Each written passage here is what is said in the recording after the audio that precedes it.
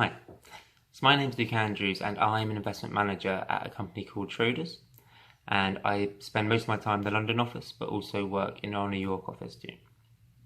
So I left JHN in 2012 and went to study maths at Durham University, and then for the past 6 years I have been working in London since then. So there are a number of reasons why I ended up on the path that I am, one of which is I remember in year 11 asking Miss Carrick if I should do maths at A-level, and she told me that I should definitely do it as a degree. And so challenge accepted, that's what I ended up doing. But it wasn't all plain sailing, and actually the first few weeks of year 12 I really struggled with further maths, to the point where, through a bit of a tantrum, told them that I was going to quit and do music instead. And I'm really grateful for Miss Carrick and the other teachers for convincing me to persevere and teaching me that sometimes you do have to work hard for what you want in life. And this is something that's very much stuck with me throughout university and my career. So after leaving school, I moved up north to study maths at Durham, some of the best 3 years of my life. But I didn't know what I wanted to do after university.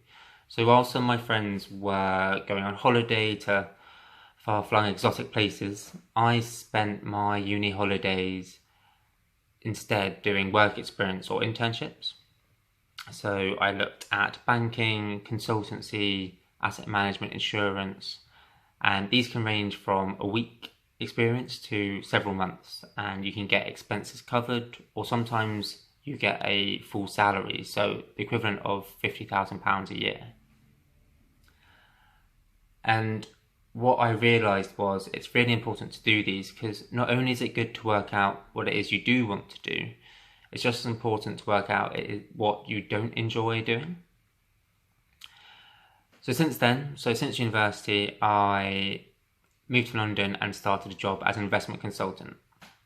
So what this means is I would advise clients up to 13 billion in size on how best to invest their money.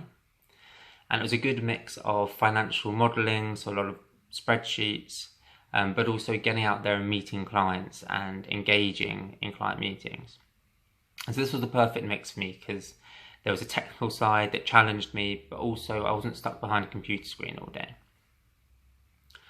So after 3 years there, I then switched jobs from advising people how to invest their money to actually investing their money for them.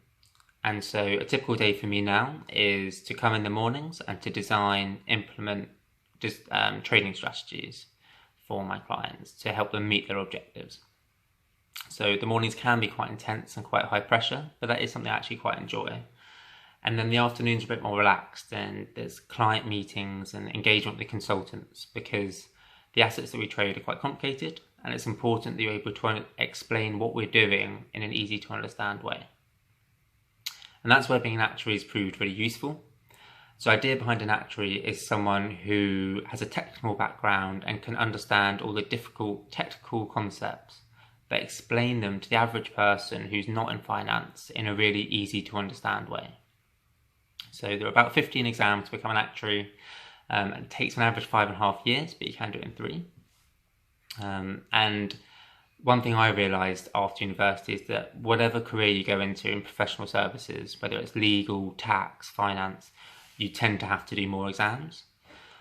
But actually it's not entirely a bad thing. So you are there with your cohort or your grad year. You get good study packages from your company. So every Wednesday I'd have a study day. So work from home, didn't have to do any work. It was all just study. Got a bit of a lie-in as well.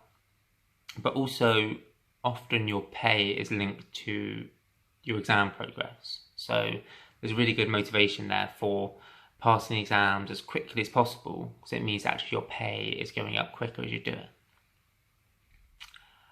I would say that the exams were quite hard, but actually for me, I felt that it was very much worth it, because I was learning, I was getting more experience, and I got extra qualifications and letters after my name, even though I'm still in a full-time job being paid a full salary.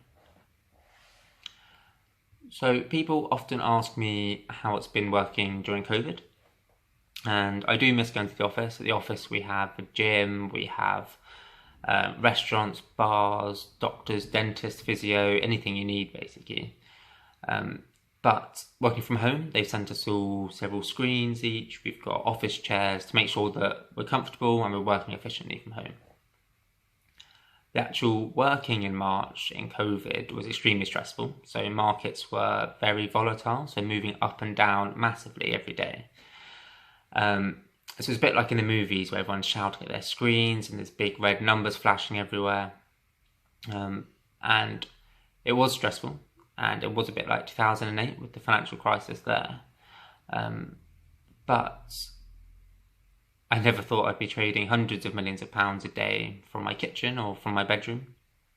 And actually, it was a very rewarding experience in the end, coming out the other side, and things have calmed down now, and I'm enjoying not having to commute into the office every day. So thanks for listening. I hope it wasn't too boring. I appreciate that the world of maths and finance isn't for everyone, but if you do have any queries or just want to get in touch, then please reach out to me through the school. Thanks so much.